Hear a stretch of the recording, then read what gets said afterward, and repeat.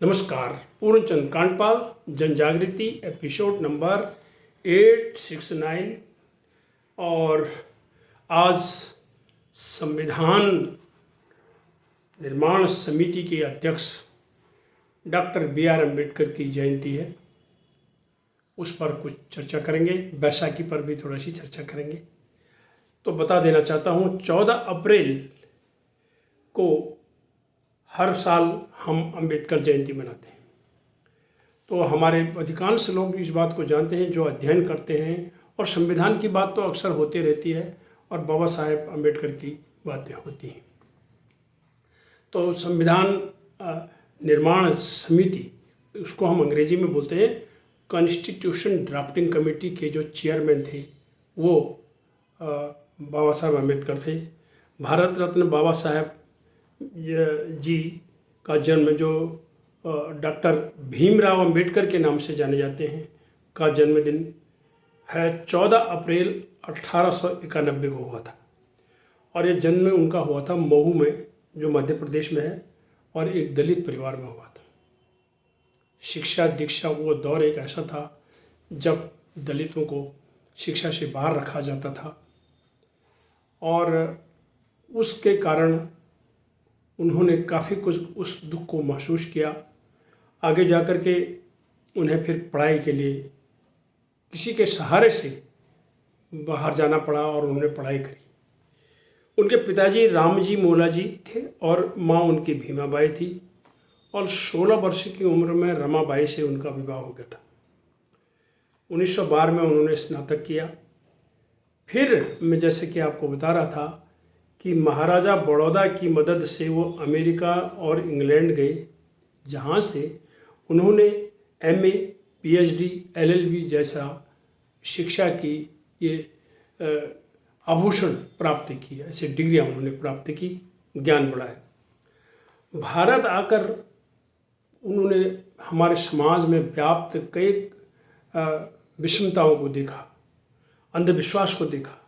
तो उन्होंने एक संकल्प किया कि वो समाज का सुधार करेंगे, अंधविश्वास को दूर करेंगे और पाखंड को दूर करेंगे, लोगों को शिक्षित करेंगे। यही उनके मन में हमेशा चलता रहता था। और छुआछूत का वो दौर था, वो छुआछूत को भी दूर करना चाहते थे अम्बेडकर जी। उसके बाद देश की आज़ादी के बाद नेहरू कैबिनेट में हुए कानून मंत्री बने, और फिर जैसा कि मैं आपको बता रहा था, फिर संविधान लिखने की जब बात हुई तो संविधान निर्माण समिति बनी, और उस समिति में ने जब संविधान लिखा तो उसको लिखने में लगे 2 साल 11 महीने 18 दिन, इतना समय लगा। और 26 नवंबर 1949 को यह संविधान लिख करके देश के सुपुर्द कर दिया गया। और इसके बाद 14 अक्टूबर 1956 को उन्होंने बौद्ध धर्म अपना लिया। वो पहले हिंदू थे, उन्होंने बौद्ध धर्म अपना लिया, क्योंकि बौद्ध धर्म और हिंदू धर्म में कई प्रकार के आडंबरों के बारे में, अंधविश्वास के बारे में, छुआछूत के बारे में बौद्ध धर्म इनसे काफ़ी दूर है, इसलिए उन्होंने बौद्ध धर्म अपना लिया। अंत में आगे बताना ये चाहूँगा कि 65 वर्ष की उम्र में 6 दिसंबर 1956 को उनका निधन हो गया।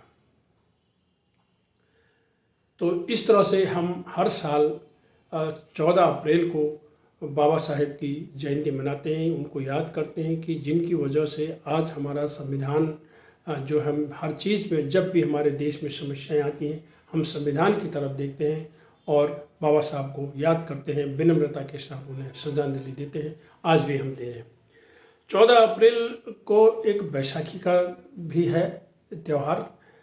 जब 14 अप्रैल 1699 को गुरु गोविंद सिंह जी ने खालसा पंथ की नींव रखी थी। बैसाखी खुशहाली समृद्धि का त्यौहार है, फसल कटने की खुशी में, और अन्याय और जुल्म से लड़ने का उद्देश्य भी था उनका। आज उत्तराखंड के कुमाऊं क्षेत्र में कुछ भागों में फूलदेवी मनाई जाती है बैसाख 1 गते को, जो कि 14 अप्रैल को पड़ती है।